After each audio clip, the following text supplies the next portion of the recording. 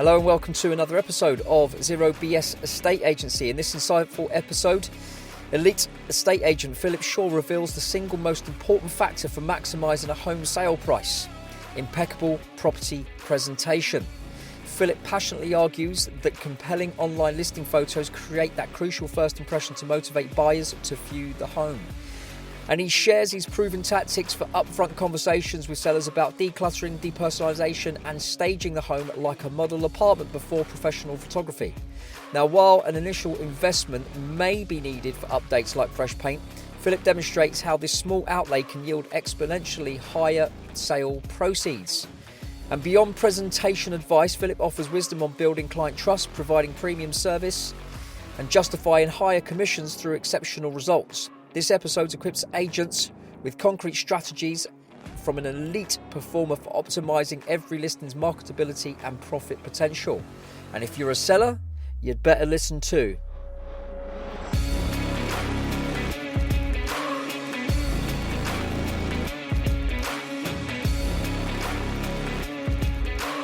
So Philip, what is the one thing that truly maximizes the value of someone's home when they go to sell their property? Honestly, so simple: presentation. You look at a property, decide if you like it or not straight away online. For most cases, don't worry, some people do get sold properties before they get to see them online, which is amazing. If you can do that, fantastic. Most properties come online, you look at them and you put it in a pile of yes and no. And that is the simplest form of breaking that down. If the answer is no, you don't like the look of it, you're probably not going to view it, you're not going to waste your time. So from that aspect, I think the presentation is the most important part of that. And so effectively, never get a second chance to make a first impression is what you're saying. And you don't, so you're just basically, you're doing for your sellers, or potential clients, you are saying, please don't let someone scroll past. Yep. You, as you said there, you get one chance at a first impression. All the agents that you talk to who seem to be elite agents do very well on the secondary sale. And the reason for that is if you look at their marketing and the presentation of the properties, it is spot on. You see beds that's unmade. You don't see washing the inside of people's sinks. It's so simple. Like the way that I like to do it is I have a conversation with the vendor before I'm coming out, booking for photographs on this day. I would like a clear run at the house. That means everything out the way, toys put away, washing out the way, beds made. Anything that you walked into a show home and you thought it's out of place, within reason, don't get us wrong, some things that can't be moved and that you've got to accept that. But within reason, if you can move that, if you can put away somewhere that's hidden to give yourself the best chance of selling your property first go, why not? Yeah, absolutely. But what if though? So a lot of you see a lot of pictures online on the portals, Zoopla, Rightmove, on the market, etc. And you think, oh my God, those pictures are absolutely awful. What's the consequence though? Really, why should a seller care? The consequence is the amount of money you're going to get for your property. I think that is the biggest consequence. You are limiting your buyer pool. If you've got less buyers for your property, the chances that the money that you're going to get is going to be less as well. And a great example of this is there is in an estate agency in Same where we operate. They've got a few branches as well. And their money that they get for properties on average is 94.5% of the asking price. Their presentation is terrible. It looks like the caddy from Happy Gilmore with one shoe on. It's took a photograph from outside. They are slanted. It looks dark. The only agent I've ever seen that makes the property look worse than it actually is. And it's prime, like, don't get me wrong, it's perfect for estate agents in the area to go and target those properties afterwards. But it's so frustrating from an estate agent's point of view and a vendor's point of view. I want people to sell houses. That journey for them means they can buy a property from me if they're not selling with me. They get to move on. They get to be happy if they have a positive interaction with myself or someone else in the area. Amazing for them. But if you're not selling it, you're not selling your house for the best money with a terrible photograph. And also, I imagine, tell me if I'm wrong, what are your thoughts on terrible pictures? Buyers don't want to see it. Suddenly you're on the market for longer than you probably should be. And then because no buyer doesn't want what other buyers don't want. Do you know what I mean? So now not only are you on the market for longer, being on the market for longer equals less money in your back pocket. I think that's absolutely horrific that an agent is getting 94.5% on the valuation they gave at a property. But I do agree with you, presentation is absolutely anything. And to me, it doesn't matter whether it's a million or 2 million or £5 million house, or whether it's a £100,000 studio flat. Yeah, no, I agree with you completely, because that is someone's castle. Doesn't matter if it is that £2 million house. That's their budget. That's £2 million for them. That could be their dream home. Nothing else matters for them. But there's one person who's buying that £100,000 studio, they might have scrimped and saved for the past 10, 12 years to be able to afford something that they buy, and they could be the proudest person on the planet. Can't take that away from them. It's still their home. It's their castle. Yeah. Do you know, Chris Watkins says, and I mentioned in the previous podcast, and I love what he says. He says, a buyer is not buying. So imagine he's talking to a seller. He's saying, a buyer is not buying your home. They are buying their home. Yeah, that really resonates with me. It's been on a few of your podcasts, and I think it is really powerful. And you've got to forget that when you're doing a viewing with someone, that you're walking around someone else's house. Shut up, be quiet, let them walk around there. They'll ask you the questions if they want to, which is great. They normally don't. Quiet, I've always found before recently anyway, the buyers that are walking around properties and ask the least questions are normally the most interested. Mm-hmm. If someone's standing there telling you a story, they can imagine the furniture inside of here, and they've got this big plan for over this area there. They're generally making a story up. Yeah. And if you walk those statements back with them, they forget what they're telling you. It doesn't really make any sense anymore. And they're just not that interested. But if they're silent on a viewing, it's normally the best sign. Yeah. It's true though. It's true. Yeah. Why though, Philip? Why are you so proactive and so forthrighteous from a perspective of passion and having passion for doing what's right? And you're talking about presentation, and you're really saying when you go to a property or before you take it on, you need to make sure, like you said, that you want a free run of the house, so there's no toys around, the washing up has been done, the beds are made. Why are you so strong in that point of view? Right. So there's two different aspects in this one. We've got from a business point of view. So my company's Bedebrooke, and we operate in Sunderland and Seaham. We a little bit wider northeast as well, but it's few and far between. And that's my brand. I'm the one that works there. We don't have any of the staff. It's me that you deal from beginning to start with, till the end. And if I'm putting properties on there with poor photographs, and all of a sudden you get a reputation for having bad photographs and properties, and they don't look very nice and they're a mess, that's a reflection of the kind of customers and the properties that I'm going to get going forward for people that don't actually care about the property. And I just don't think that's a very good look.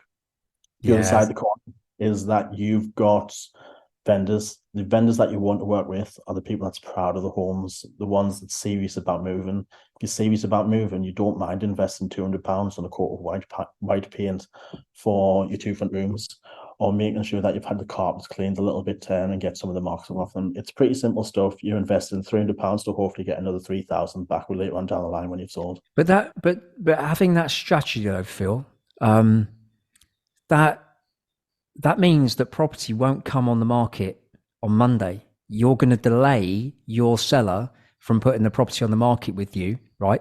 But you're also going to open up the other door to other agents to basically get their fingers in to actually get that property on the market this coming Monday. Why would you do that?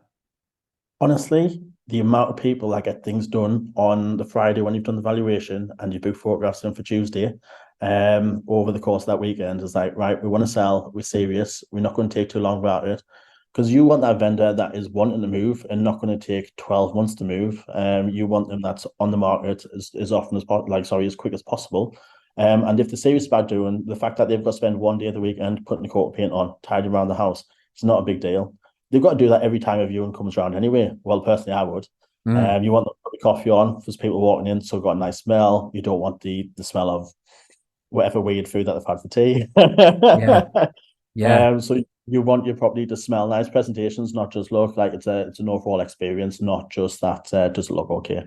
And also what you're also saying, by having the guts and kahunas to actually say to a seller, listen, you may need to spend a couple of £100 on painting or 300 quid, because that's actually going to put another 3 grand in your back pocket by that Yeah, investment, or giving you the best chance of getting that, which effectively means that is, you're almost as an elite level agent paying for yourself. yeah, of course. And it's just something that we recently started pushing. My pricing over the past 5 years has gone from 750, including VAT, for selling the property. I know everyone's out there is going to be cringing, thinking that's way too low. Yes, it was. Mm. So minimum fee this year is 1,600 at in a 1% fee for a business. So we've over doubled what we were taking in, and I think like presentation is an important part of that. People Mm. come back to us. I've got a vendor that sold 5 times over the past 10 years. Wow. Yeah. Serial mover, and she comes back every time because she knows that the property looks fantastic when it goes online there. The communication's great, and she gets the job done. Yeah. So she's almost given you 8,000, 9,000 over the period of those times where she's but she's doing that because she understands that what she's getting back is probably worth 10 times more money to her than it is by giving you a bigger fee. And often when agents are charging a low fee, there's two reasons why they do it. One is the reason why, you know what, I want to try and make it really valuable to a seller, right? But then end up thinking to themselves, fuck me, the level of service I'm actually giving, I probably should be 3 times the amount I'm actually charging. So let me raise it by 100%, and let's double it. And I'm still loads of value for it. Compared with, depends on the actual business model. And I think this is so important, the business model of the agent that a seller is about to work with. Is that business model about KPIs, getting as much property on the market as they possibly can under contract, silly long contracts? Or is it that they're an independent and they're just fighting to keep their doors open? So that's why they're thinking, you know what, I'm going to charge less. Or is it actually an agent that doesn't have overheads, that doesn't have all the other money that comes with it? So they're not under pressure. And by not being under pressure, they can actually charge what they deserve, what they're worth, which is, like you're saying now, in your area, you're going to minimum 1,600 quid. I mean, that takes balls to raise your prices by 100%. But knowing you, I absolutely know that that's a given, surely. Yeah, well, 100%. You know what? I have targets myself, but not strict targets.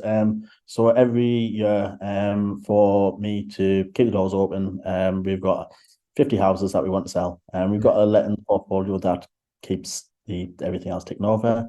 But my goal is 50 houses a year, and I'm happy if we can stretch that, if we can get 60, 70, Mm. amazing. There was something that I listened to on your podcast yesterday. And he said, yes, the other agent in the area sells more than us, but we sell for the most. And I think that's really powerful. You don't have to be the estate agent with the most listings to be seen as the best. You need to Mm. be the one that gets the job done. Yeah, absolutely. And again, and that's the other thing as well. If there's any other agents listening to this, I mean, that's like pearls of wisdom, what you've just said then, because we agents can fall into the trap. Well, if I'm going to 10 valuations, then I must win 10 instructions. The reality is 8 of those people that the agent has just interviewed, right, don't agree with the agent, but 2 of the sellers go, oh my God, absolutely. I can see exactly what you're saying. Let's do this. I'm motivated. Let's smash it off the park. Well, actually, if that happens to me, then I've won 100% of my market, because that's my ideal Yeah, type of client. So yeah, completely agree with what you've just said then. And that's it just takes we always had a rule in my old office, which was my directors, said always go for the second sale, which yep, was a blessing, because it meant then that I wasn't gonna bullshit and lie my way to an instruction anyway. It just then took the weight off my shoulders, knowing my bosses were like, had the same attitude. So I was yeah. able to tell it how it was without fear of going back to the office and actually not winning an instruction. But let's bring it back to you though, right? Why did you get into a state agency? What was the reason? Um, by accident, to be fair. So I went to university and did business computing. got an iPhone development internship. And when I started that internship, they promised us the earth. First day I got there, sat down. Guy that owned it said, "I haven't got time to help you. Get on with this." I lasted a month and a half.